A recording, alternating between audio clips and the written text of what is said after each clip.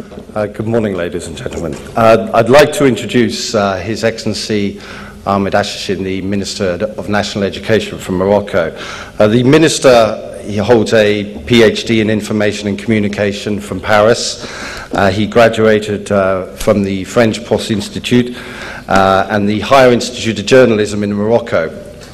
He has served as a consultant in development communications from UNICEF, the United Nations Fund for Populations Activity, the World Bank, the World Health Organization, and the United States Agency for International Development, USAID, and also the German Technical Cooperation for Development Organization. His career led to, between 1993 and 1997, to serve as an international expert resident in the region of West Africa on behalf of the various agencies for the United Nations, including the UN for Food and Agricultural Organization and the UNFPA. And from 1997 to 2001, he served as CEO of the subsidiary of the Canadian consulting firm Leisure & Leisure in Morocco, and in 2003 he was appointed Director General of the High Authority of Audiovisual Communications. Since October 2007, he has served as Minister for National Education, of Higher Education, Professional Training and Scientific Research. His Excellency Ahmed Asheshin.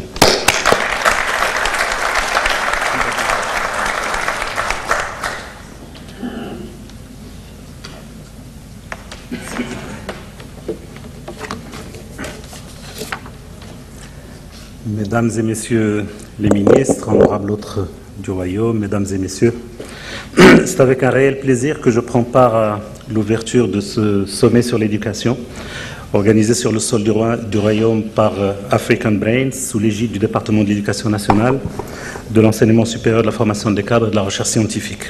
Je souhaite à cette occasion à mes collègues ministres et à l'ensemble des participants un séjour aussi agréable qu'utile dans notre pays. Je tiens également à saluer M.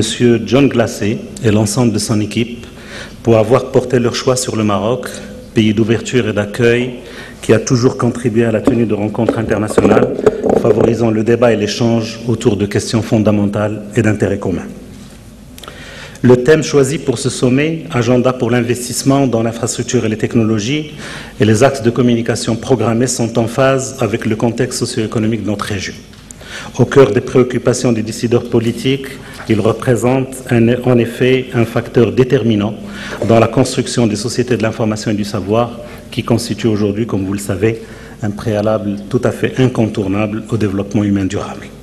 Mesdames et Messieurs, les effets de la mondialisation et de la globalisation continuent à marquer de leur sceau le vécu au quotidien de nos concitoyens et à fragiliser nos politiques régionales et nationales.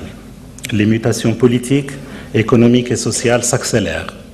Chaque jour, nous sommes interpellés par des problématiques nouvelles et complexes dont le traitement appelle des approches novatrices et audacieuses. Les acteurs de nos sociétés, mieux éduqués, sont davantage conscients de leurs besoins fondamentaux en termes de santé, d'éducation, d'emploi, de justice, de liberté et d'équité. Partout, ils accentuent la pression pour favoriser l'avènement de changements qui répondent au mieux à leurs attentes. De nouvelles formes de mobilisation se mettent en place. Elles sont initiées par la jeunesse, l'une des franges les plus touchées par les effets négatifs de la mondialisation.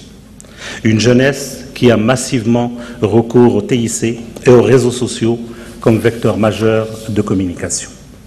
Sur la période récente, le mouvement de société qui caractérise le printemps arabe témoigne de manière éclatante de l'imprévisibilité et de la rapidité des mutations profondes qui marquent le début de ce troisième millénaire.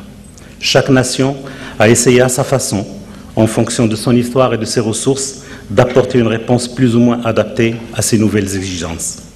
Au Maroc, les chantiers ouverts depuis l'intronisation de Sa Majesté Mohamed VI ont connu une nouvelle impulsion. Sur le plan économique et social, les programmes sectoriels sont consolidés. La lutte contre la pauvreté est au centre de l'initiative du développement humain, dont le programme vient d'être élargi et les ressources renforcées. Sur le plan politique, le Royaume vient, comme vous le savez, de se doter d'une nouvelle constitution largement adoptée par voie référendaire. Mesdames et messieurs, nos pays prennent de plus en plus conscience de la place de l'économie du savoir dans l'équation du développement. Cet impératif se traduit par une pression accrue sur nos systèmes respectifs pour assurer une éducation et une formation à la fois pertinentes, en phase avec les acquis de la technologie et assurant la meilleure adéquation aux besoins du marché du travail.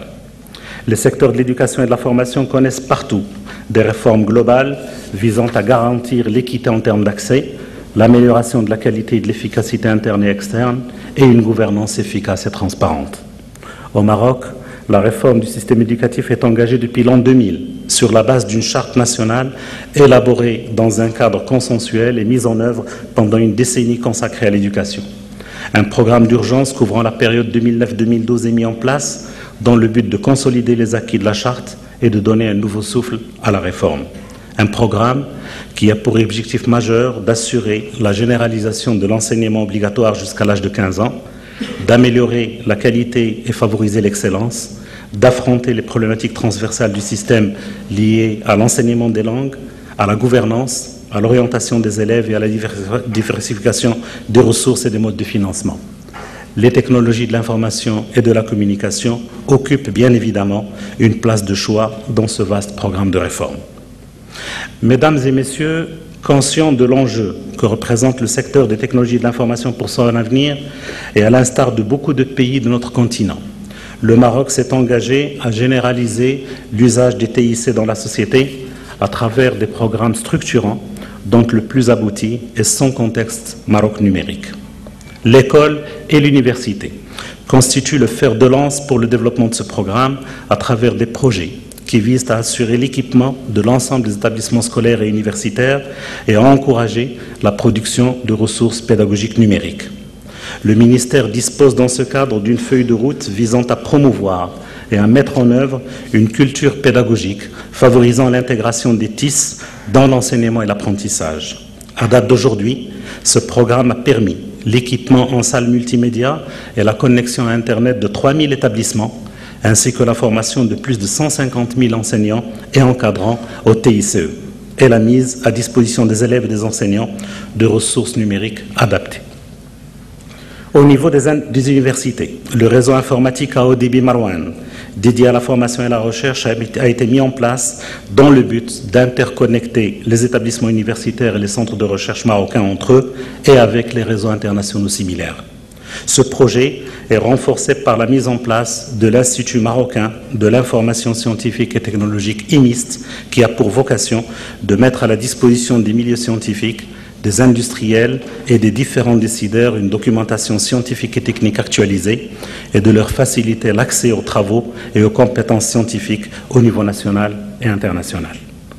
Mesdames et messieurs, notre pays s'est résolument engagé à placer le développement de la coopération Sud-Sud parmi les priorités de sa politique étrangère et lui a conféré une dimension concrète dans plusieurs domaines. Conforté par son ancrage historique et culturel dans la région, le Maroc se positionne comme un partenaire actif dans la coopération avec les pays du continent et un acteur agissant pour promouvoir les valeurs que nous cultivons en commun. Notre pays contribue ainsi chaque fois que l'opportunité se présente et dans la mesure de ses moyens et de ses ressources aux sollicitations des pays frères par l'envoi d'experts et par l'accueil d'étudiants et de stagiaires. L'enseignement supérieur constitue le domaine où cette coopération Sud-Sud est la plus développée, notamment autour de la formation des cadres, du jumelage interuniversitaire et de l'élaboration de partenariats, d'échanges et d'expertise dans différents domaines de la recherche scientifique. De ce fait, et fort de ses acquis, le Maroc est aujourd'hui la première terre d'accueil des étudiants africains dans la région. Leur nombre dépasse cette année les 8000 étudiants, dont la quasi-totalité bénéficie de bourses du gouvernement marocain.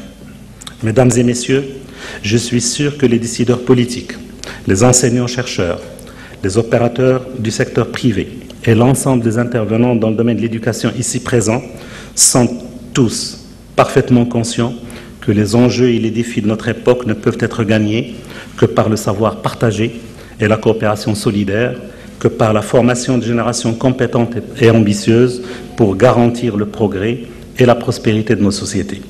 Je demeure convaincu que ce sommet sera un moment privilégié pour l'échange, le dialogue et le débat, où la confrontation des expériences et des expertises permettra sans nul doute de dégager des pistes de réflexion et d'action pouvant contribuer au mieux à l'amélioration de nos systèmes éducatifs et de formation. Je souhaite plein succès à vos travaux et vous remercie pour votre attention.